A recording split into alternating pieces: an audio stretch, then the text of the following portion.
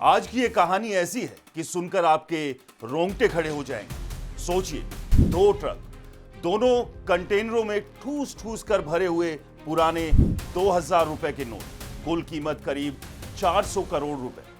ये ट्रक गोवा से चलकर कर्नाटक होते हुए महाराष्ट्र जा रहे थे, लेकिन रास्ते में चोरला घाट के घने जंगलों में अचानक गायब। ना ट्रक मिले, ना पैसा, ना कोई गवाह। फिर 3 महीने तक खामोशी और फिर अचानक एक किडनैपिंग की शिकायत से पूरा राज खुलता है। दोस्तों, अब सवाल यह है कि क्या यह भारत की अब तक की सबसे बड़ी डकैती है या इस सब के पीछे कुछ और ही बड़ा खेल चल रहा है? ब्लैक मनी, हवाला, बड़े नेता या किसी बिल्डर का खेल? और इस लूट की कहानी में 3 राज्यों की पुलिस आपस में उलझी हुई है। आज हम कथित देश की सबसे बड़ी लूट की एक एक परत को खोलेंगे, इसलिए इसे अंत तक जरूर देखें, क्योंकि हर मोड़ पर ट्विस्ट है, हर मोड़ पर सवाल।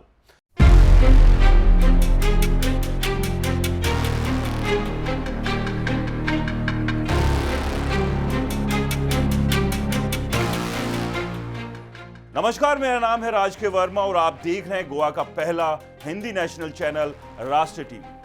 दोस्तों, सबसे पहले इस लूट की कहानी का सीन सेट करते हैं। जगह है चोरला घाट, कर्नाटक, महाराष्ट्र और गोवा के ट्राई जंक्शन पर मौजूद एक घना इलाका, जहां चारों तरफ घने जंगल, पहाड़ी रास्ते और बॉर्डर होने की वजह से यहां पुलिस की नजर भी कम पड़ती है। तारीख है 16 अक्टूबर 2025।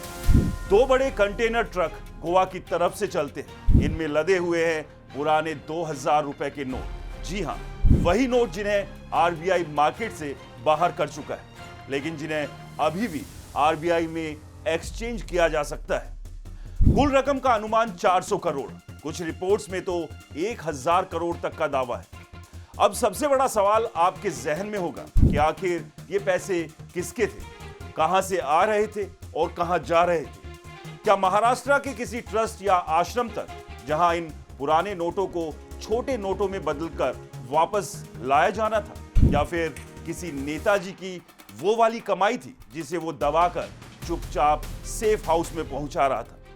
लेकिन चोरला घाट के जंगलों में ये ट्रक रुकते हैं, ड्राइवर गायब, कंटेनर गायब और 400 करोड़ का खजाना हवा हो जाता है। कोई शोर नहीं, कोई गवाह नहीं, कोई सीसीटीवी नहीं। दोस्तों, ये पूरी कहानी फिल्मी लग रही है, लेकिन ये कहानी फिल्मी नहीं बल्कि हकीकत है। अब आते हैं अगले सवाल पर। आखिरकार देश की सबसे बड़ी लूट होती है और 3 महीनों तक किसी को भी कानो कान खबर नहीं लगती। लूट अक्टूबर में हुई, लेकिन इस लूट की कहानी बाहर आती है जनवरी 2026 में।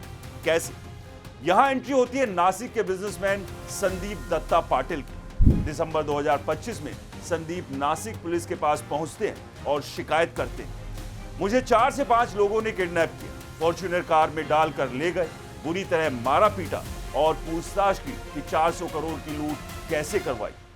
उन्होंने मुझसे अपना हिस्सा मांगा। संदीप का दावा है कि लूट की मुझे कोई जानकारी नहीं थी, लेकिन किडनैपर्स मुझे ही जिम्मेदार ठहरा रहे थे। संदीप ने यह भी बताया कि लूट के तुरंत बाद किसी ने थाने के बिल्डर को व्हाट्सएप कॉल करके 100 करोड़ रुपए की फिरौती मांगी थी। अगर पैसे वापस चाहिए तो इतना दो। संदीप को शक था कि किडनैपर्स लूट में शामिल थे और हिस्सा बांटने में झगड़ा हो गया। बस इसी शिकायत से पूरा भांडा फूटता है। संदीप के बयान के बाद महाराष्ट्र पुलिस हरकत में आती है, जिसके बाद नासिक रूरल पुलिस ने तुरंत एफआईआर दर्ज की, एसआईटी गठित की गई और जांच शुरू हुई। इस मामले में बताया जाता है कि अब तक 6 लोग गिरफ्तार हो चुके हैं। इनमें एक गुजरात का हवाला ऑपरेटर, एक हिस्ट्री शीटर और कुछ लोकल गैंगस्टर शामिल हैं। कुछ रिपोर्ट्स में तो 2 पुलिस वालों के नामों का भी दावा किया जा रहा है। महाराष्ट्र पुलिस का दावा, लूट बेलगांव, कर्नाटका के चोरला घाट सेक्शन पर हुई, इसलिए कर्नाटक पुलिस से मदद मांगी। 16 जनवरी 2026 को नासिक पुलिस ने बेलगांव पुलिस को लेटर लिखा, लेकिन यहां ट्विस्ट आता है। कर्नाटक पुलिस अभी तक एफआईआर दर्ज करने को तैयार नहीं। बेलगांव एसपी के रामाराजन का साफ कहना है, हमारे पास कोई ठोस सबूत नहीं, कोई प्रत्यक्ष शिकायत नहीं, सिर्फ सुनी सुनाई बातें। बिना एविडेंस के एफआईआर कैसे दर्ज करें? हाँ, जांच में मदद कर रहे हैं। अफसर नासिक भेजे, लोकल लोगों से अपील की, अगर किसी ने कुछ देखा तो बताएं। गोवा पुलिस भी जांच में शामिल हो गई। तीनों राज्य मिलकर सर्च कर रहे हैं, लेकिन कर्नाटका की तरफ से अभी भी संशय बना हुआ है। अब सबसे बड़ा सवाल, क्या ये सचमुच लूट हुई या कोई बनाई हुई कहानी? अगर ये लूट है तो ये पैसा किसका? फिलहाल ये मामला पुलिस के लिए एक ऐसी पहेली बन गया है जिसमें इतने पेच हैं कि जिन्हें सुलझाना फिलहाल आसान नहीं दिखता। फिलहाल इस रिपोर्ट में इतना ही। इस खबर से जुड़ी अगली अपडेट के साथ फिर मुलाकात करेंगे। तब तक के लिए इजाजत, नमस्कार।